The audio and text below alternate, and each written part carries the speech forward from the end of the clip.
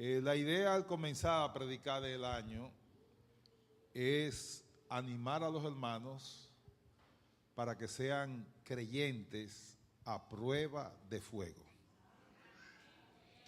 Todos los mensajes que se han ido predicando, hasta incluyendo el de hoy, tienen la idea de motivar al creyente a practicar los ejercicios espirituales que fortalecen al creyente. Así que a los cristianos de esta iglesia lo estamos animando para que su fe crezca y se fortalezcan en Cristo, porque los días son malos y se pondrán peores. Amén. Así que no estén esperando que yo le hable de lo que nunca le voy a hablar. No le voy a hablar de visa para los Estados Unidos, ni la vuelta de México, yo no le voy a hablar de eso. Ni de carro, ni de jipeta, ni de casa, yo no le voy a hablar de eso. Yo le voy a hablar siempre de la necesidad de estar preparado porque el rey ya viene. ¿Alguien puede bendecir al Señor? Bendecimos a Dios por nuestra hermana Viviana, que es una de las fundadoras de nuestra iglesia. Está al lado de otra fundadora. Ese es el asiento de los fundadores, que es nuestra hermana Lidia. Y tengo una hija mía ahí que no se parece a mí, ella salió más buena moza, ¿verdad? Mírenla ahí riéndose. Y más delgadita también, no salió gordita a mí. Pero es hija nuestra de chiquitica, la recibimos aquí en la iglesia y la amamos como una hija. ¿Cuántos pueden bendecir a Dios? Nos alegramos con Carmela y una de sus hijas que está aquí, adorando a Dios. Yo la confundo a Chica y a Lady. Yo sé que es una de las dos. Es Chica. Ok. Bien, hermano, le invito a que nos pongamos de pie, vamos a leer las escrituras. Me gozo con el hermano Ovidio, que según los médicos le dio un derrame cerebral, pero Dios contestó las oraciones y él no tiene ningún síntoma del derrame. Tiene que llevarse de todo lo que los médicos dicen y tomarse los tratamientos y la medicina, pero la obra la hizo nuestro Señor y Salvador Jesucristo. Daniel capítulo 5. Voy a leer el verso 13. 5:13. Este pasaje lo compartimos en la célula del martes. En la versión que yo estoy leyendo, bueno, ahí está la otra. Vamos a leer esta versión que la tienen todos. 5:13. Daniel fue llevado a...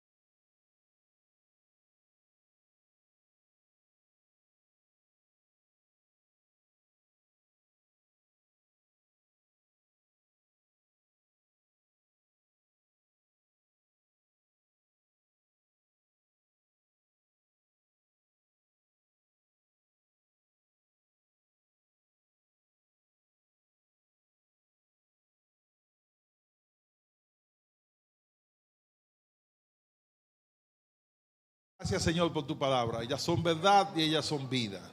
Ellas hablen a cada uno de nuestros corazones. En el nombre de Jesús. Amén y amén. Se pueden sentar, hermanos. En el templo de Jerusalén hubo un saqueo, un robo llevado a cabo por Nabucodonosor, el papá de este rey.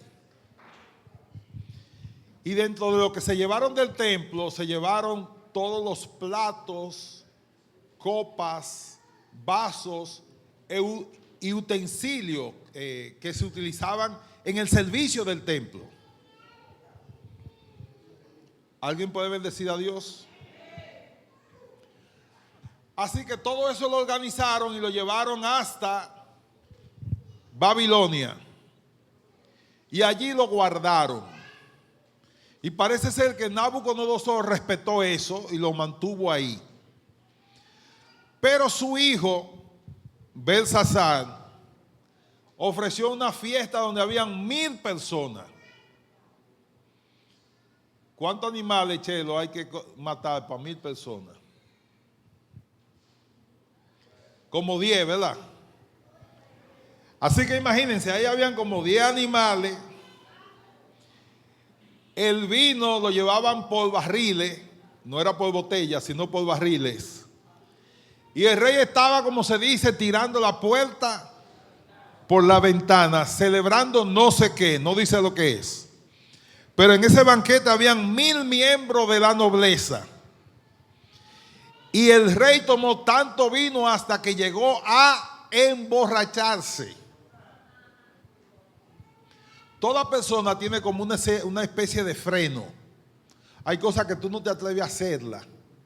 Pero cuando la gente se emborracha, se le ve el freno.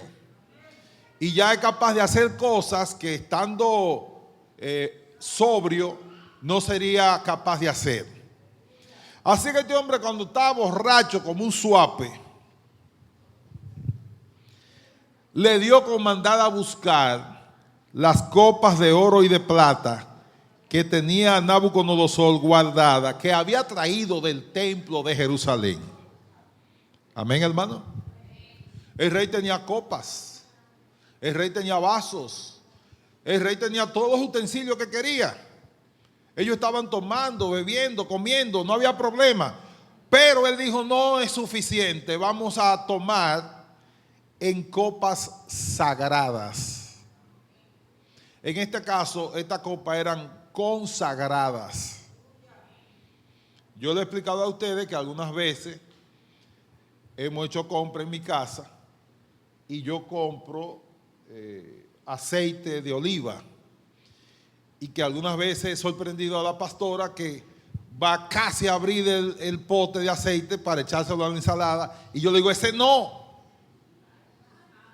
Porque ese aceite, desde que lo compré en mi corazón, lo consagré para el uso de la iglesia. Así que siempre compramos dos envases. Uno viene para la iglesia, el otro se queda en la casa, que ese sí sirve para las ensaladas. Así que cuando tú tomas algún objeto y lo consagras, eso es para uso de la iglesia. Ustedes saben que si yo no daño el mensaje, no fui yo que prediqué. Hay hermanos que tienen objetos consagrados en su casa, que se lo han llevado de la iglesia. Platos, soperitas.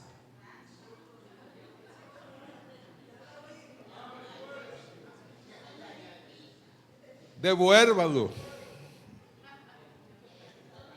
Son de uso consagrado para la iglesia. Así que estos instrumentos que eran, no solamente eran vasos y copas, sino eran obra de arte.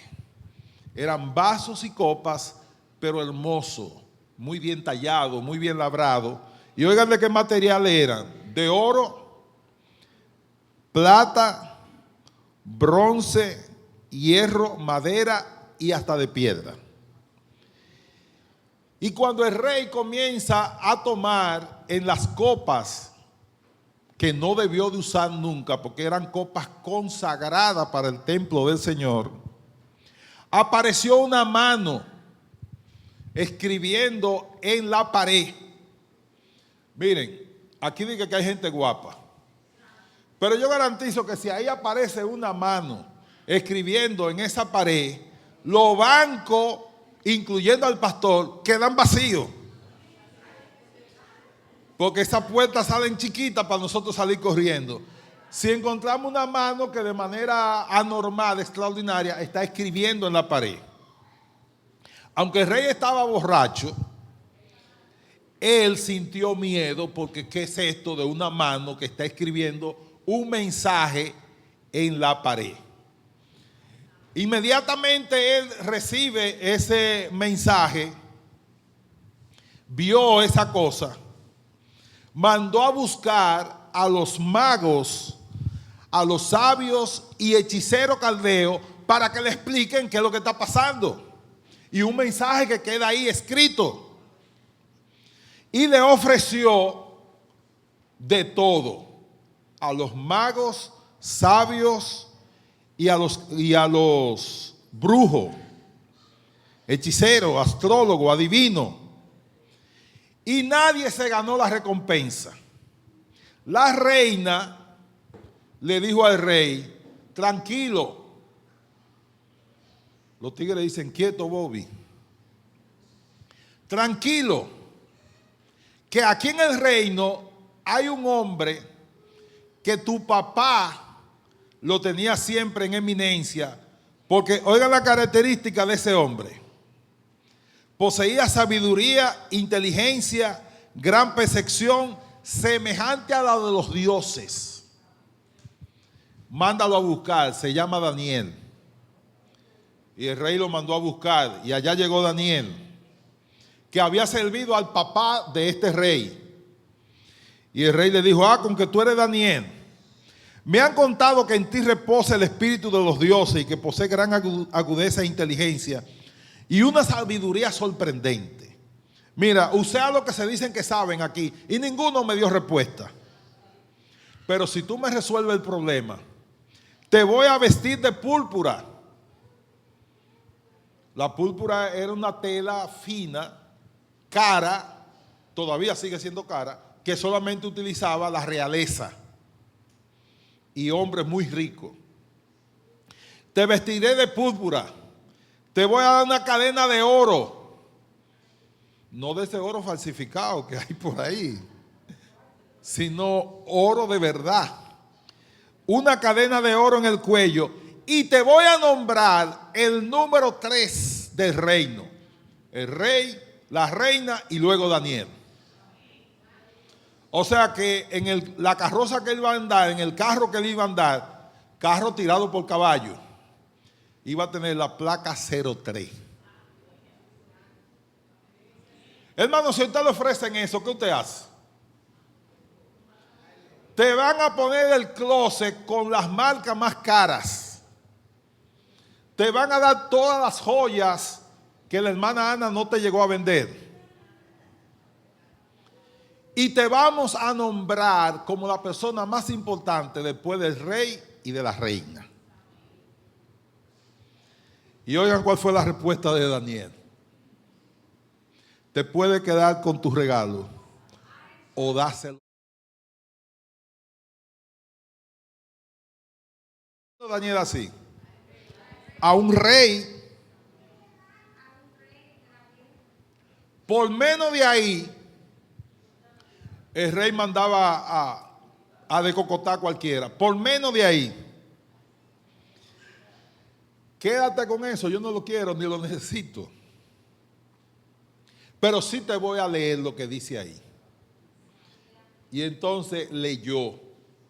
Y lo que leyó fue una sentencia que Dios le escribió en la pared al rey, literalmente.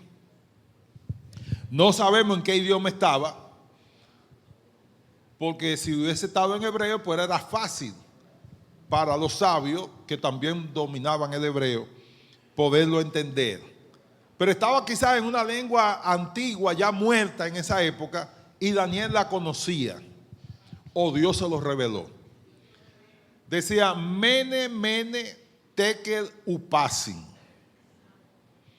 Tú fuiste pesado y encontrado falto, te faltó peso. El peso en ese entonces es como la balanza que usaban antes en la farmacia, Y creo que para pesar el oro lo usan así también, que ponen una pesita de un lado y pesan lo otro del otro lado. Entonces a él le faltó peso, la balanza quedó en contra de él. Antes de eso, Daniel le dio un discurso al rey diciéndole quién había sido su papá, cómo Dios lo había engrandecido y cómo por vanidad Dios entregó a su papá por 7 años a vivir entre las fieras y los animales sin razonamiento.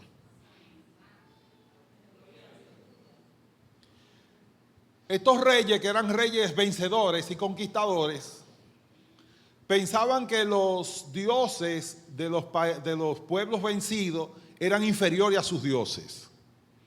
Pero si usted lee el libro de Daniel, que ministró durante los 3 primeros imperios, Dios hizo milagros en esa época que los mismos reyes terminaron confesando que no hay Dios como el Dios de Israel. Amén, hermano. Así que entonces, él le dijo al rey, a ti te va a pasar igual. Fuiste pesado en balanza, encontrado falto, lo que tú hiciste no se hace. Eso de tomar los instrumentos del templo para tú beber vino, eso no se hace. Y hoy te digo, hoy, esta noche, tu reino les será dado a los medos y a los persas. Amén, hermano. Seguro. Él dijo, bueno, él cumplió. Le dieron el vestido de púrpura, le pusieron el collar y lo nombraron como el funcionario del imperio. Un nombramiento que duró, ¿ustedes saben cuánto? Como 2 horas. Duró ahí nombrado. Porque mientras Daniel estaba hablando, Babilonia era una ciudad prácticamente invencible. Tenían unos muros altos, fuertes, y un ejército que la defendía. Pero los medos y los persas se inventaron represar el río que cruza por Babilonia y lo represaron arriba. Cuando el río dejó de pasar, por el hueco que entraba el río, por ahí entraron las tropas. No estaba Daniel terminando de hablar cuando las tropas estaban ahí quitándole el reino a este rey. La palabra de Daniel se cumplieron literalmente. Amén, hermano. El rey Darío, desde que llegó, lo primero que le dijeron era que quien había profetizado la victoria de los medos y los persas fue Daniel. E inmediatamente a Daniel lo pusieron de nuevo como un alto funcionario del nuevo imperio. ¿Alguien puede bendecir a Dios? A mí me llama la atención algo, que es lo que yo quiero destacar. Ustedes recuerdan el arca, que era algo parecido a esto, más o menos las mismas dimensiones. El arca tenía 4 argollas. Y las argollas eran para pasar 2 varas, porque el arca no podía ser tocada. ¿Qué le pasó a los hijos de aquel sacerdote que tocaron el arca para agarrarla? Para que no se cayera. La llevaban en una carreta y entonces murieron ahí mismo. Porque tocaron un instrumento que estaba consagrado. En cierta ocasión, los judíos pelearon con los filisteos y dejaron el arca botar. Salieron corriendo y el arca de Jehová la dejaron botar. Y los filisteos la atraparon y se la llevaron. La entraron dentro de un templo y todos los ídolos dentro del templo amanecieron sin cabeza. ¿Se acuerdan de eso? De tal manera que el arca sola intimidó a los filisteos que habían vencido a los judíos. Sin embargo, ellos tuvieron que devolverla, porque también Dios le envió peste, plaga de ratones, úlcera y de otro tipo que no recuerdo. Y hubo que devolver el arca con ratones de oro. La única vez que un ratón ha valido algo fue ese, que lo hicieron de oro. Y devolverlo porque habían tocado, ¿qué cosa? Que era un instrumento consagrado.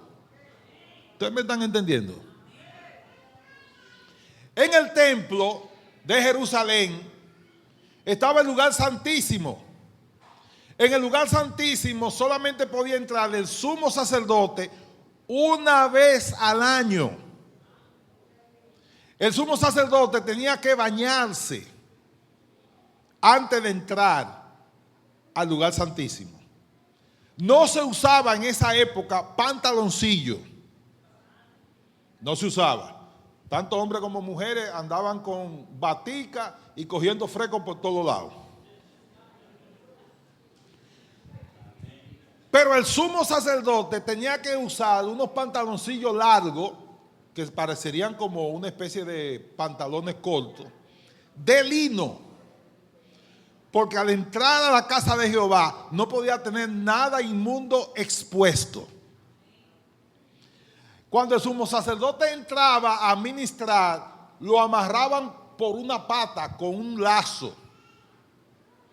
Y en el borde de su vestido le ponían cascabelito como el que usaban los lechones. Así que cuando el sumo sacerdote entraba a ministrar y no se oían los cascabelitos porque él no se estaba moviendo, lo jalaban con una soga porque nadie entraba a buscarlo, sino que lo jalaban por una pata. Si él estaba muerto, ya Dios lo había matado y nadie quería entrar para no morir tampoco. Porque cualquier error en violar la ley conllevaba muerte instantánea. ¿Alguien me entiende, hermano? Así que hay instrumentos consagrados que no podían ser tocados por personas no entrenadas o consagradas. Amén, hermano. Cuando Juan el Bautista viene, Juan el Bautista es un hombre que no se reúne con la gente, sino que sale al desierto y denuncia todos los males y la corrupción que había en Jerusalén en esa época. Y la gente tenía que salir al desierto. Y como lo expliqué el domingo pasado, Jesús, por el contrario, iba a donde estaban los leprosos y lo tocaba. Hasta el siglo pasado, la lepra no tenía cura.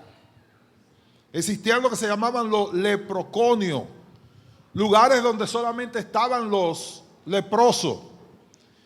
Y había un protocolo en Israel y en el mundo entero de aislar, de separar a los leprosos, porque la lepra era contagiosa. Así que Jesús tocaba a los leprosos. ¿Se le pegaba a Jesús la lepra? No. Al leproso se le pegaba el poder de Dios. ¿Y qué pasaba con el leproso que Jesús tocaba? Su piel se sanaba y venía a ser como la de un pequeño niño. Lección. Jesús era un hombre consagrado. El consagrado puede tocar al inmundo y no contaminarse él, sino santificar al inmundo. Pero tú tienes que estar consagrado. Y para poder vivir en este mundo necesitamos hombres y mujeres consagrados que puedan resistir un mundo que se opone a Dios, un mundo que exalta lo malo y desprecia lo bueno. Y para este sistema de valores invertidos necesitamos hombres consagrados, mujeres que cuando vayan al salón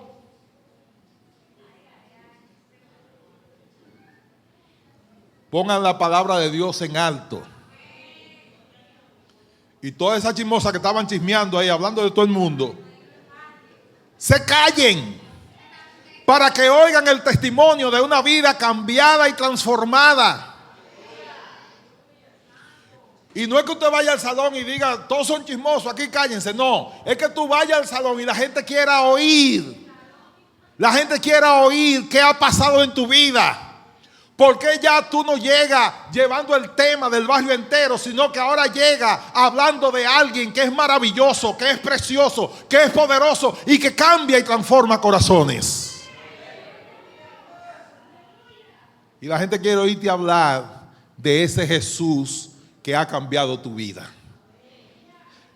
¿Quiénes necesitamos en los salones? Mujeres consagradas que cambien el dar tijera del barrio entero para oír hablar palabra de Cristo. Amén, hermano. ¿Qué necesita la juventud? Jóvenes consagrados que den el buen ejemplo de que las cosas se hacen dentro del tiempo de Dios y a la manera de Dios. Y de que los que se manejan por la derecha, los que hacen las cosas correctas, tarde o temprano van a cosechar lo que han sembrado. Todo lo que el hombre siembra, eso mismo cosechará. Y si usted ha trabajado correctamente, espere su recompensa. ¿Qué hizo Daniel en el palacio de los reyes donde ministró? Llevó palabra de Dios. A Daniel le sacaron siempre su plato aparte. Y los reyes testificaron que no hay un Dios como el Dios de Israel, que libró a los 3 jóvenes del horno de fuego, que libró a Daniel del foso de los leones, y que lo libró siempre, amén, porque ellos mantuvieron su fidelidad a Dios. Creyentes aprobados por el fuego son creyentes que puedan adorar a Dios en su peor momento. La pastora le estaba diciendo de cómo ella le cantaba a su mamá cuando estaba en UCI. Lo que ella no le dijo es que su mamá estaba muriéndose. En UCI ella se estaba muriendo. Yo soy un hombre creyente y yo no creía que ella salía viva por el cuadro. Ella estaba agonizando, ella alucinaba, perdía la razón. Y todo el que estaba ahí, el personal, no sabiendo el poder de la oración, lo que decía es, esta mujer sí es fuerte. Porque ellos pensaban que iba a morir y nos la iban a entregar muerta. Así que el verdadero creyente, como la pastora, alaba a Dios en medio de su angustia. Porque no era que ella estaba alegre, es que en su angustia decidió adorar a Dios. En su dolor decidió bendecir a Dios. ¿Alguien me entiende, hermano? Creyentes consagrados son creyentes que cambian el lugar donde llegan. Cambian el aula, cambian la universidad, cambian el trabajo, cambian la fábrica. Producen cambio donde quiera que llegan, porque el cambio ya comenzó en ellos. El Cristo que cambia y que da paz en medio de la tormenta y que da esperanza aún, como el hermano Ovidio, aún cuando enfrentamos a la muerte, no le tememos, porque el que nosotros le servimos, ese Jesús que mucha gente no quiere, pero nosotros sí lo amamos, se levantó de la tumba al tercer día y es aquí que vive y vive para siempre.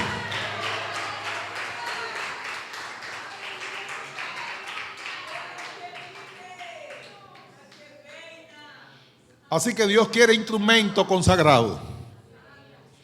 ¿Alguien levanta su mano? Dios quiere instrumento consagrado, gente que vayan a provocar cambios. Y se necesitan, Vladi, Muchos jóvenes consagrados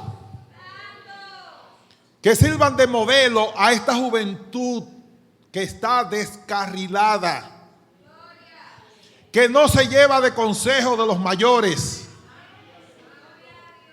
y que se arriesgan de manera innecesaria buscando el placer de la adrenalina y cometen 20,000 torpezas. Yo creo que solamente en Tamboril yo he escuchado de dos motores que chocan de frente. En ningún sitio dos motores chocan de frente, solamente en la calle Real. Y he oído de casos que incluso uno de los dos muere. Porque usted sabe lo chiquito que es un motor, como para que en una calle se pueda evitar el otro. Y que dos motores en la calle Real se encuentren de frente y se maten. Eso se llama necedad, hermano. Y estos jóvenes no pueden seguir muriendo sin haber conocido a Jesús como su Señor y Salvador. No podemos permitir que el enemigo se lo lleve y caiga en el foso eterno del infierno sin haber conocido al Salvador. Por eso se necesitan jóvenes que sirvan de modelo. Amén, hermano. Que tracen un nuevo camino, que establezcan una nueva forma, que puedan decirle a la juventud que se puede ser feliz sin drogas, sin alcohol, sin tabaco. Que el joven que tiene a Cristo en su corazón, de su interior fluyen ríos de aguas vivas.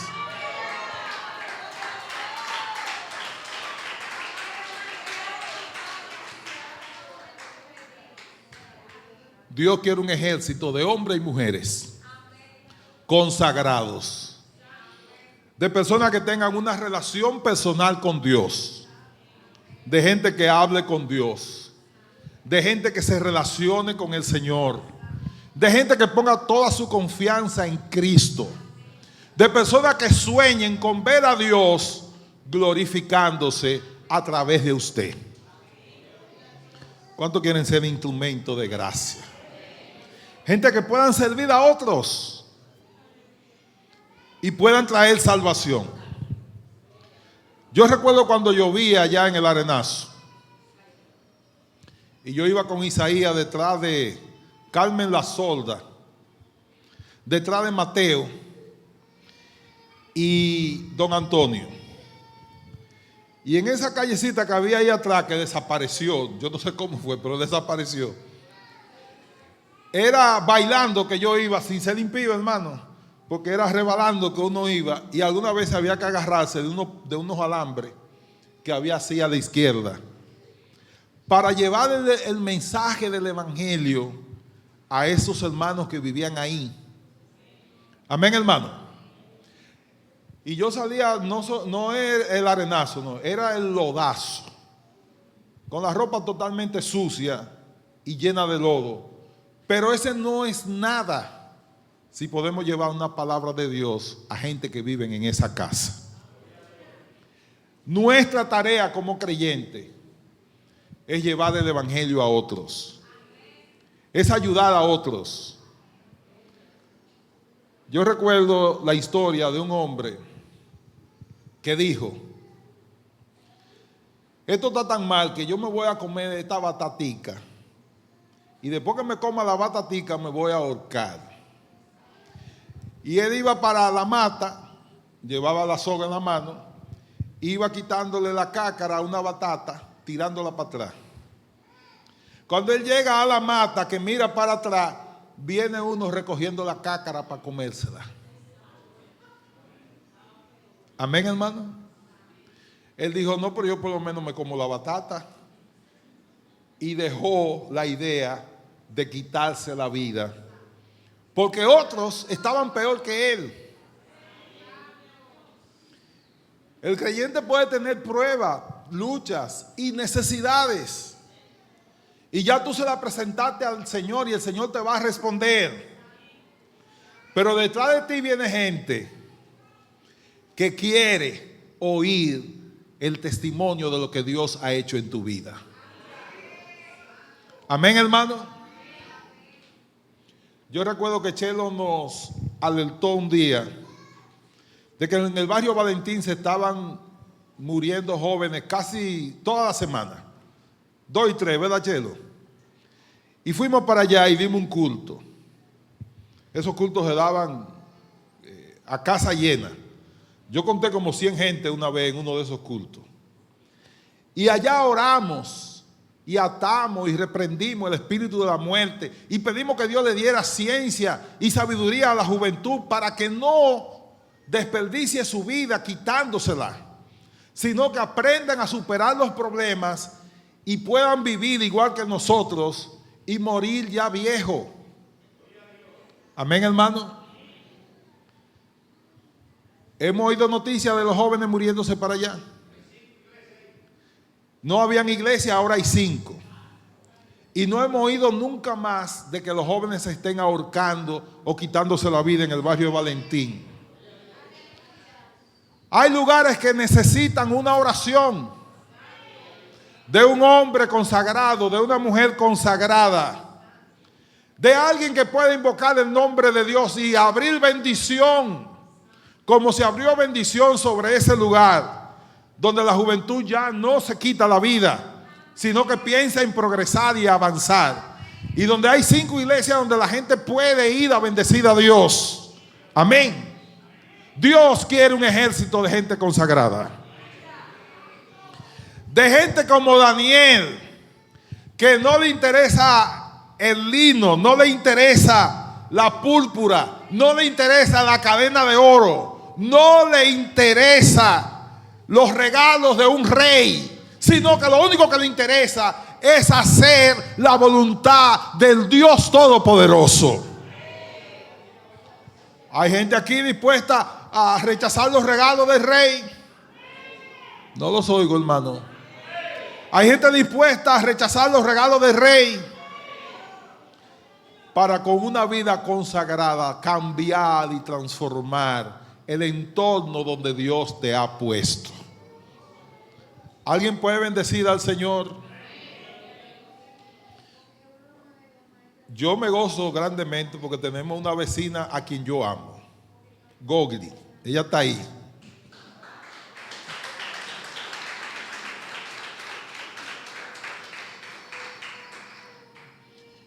Y le dimos mucha carpeta a Gogli con una base de bocina altísima que teníamos aquí.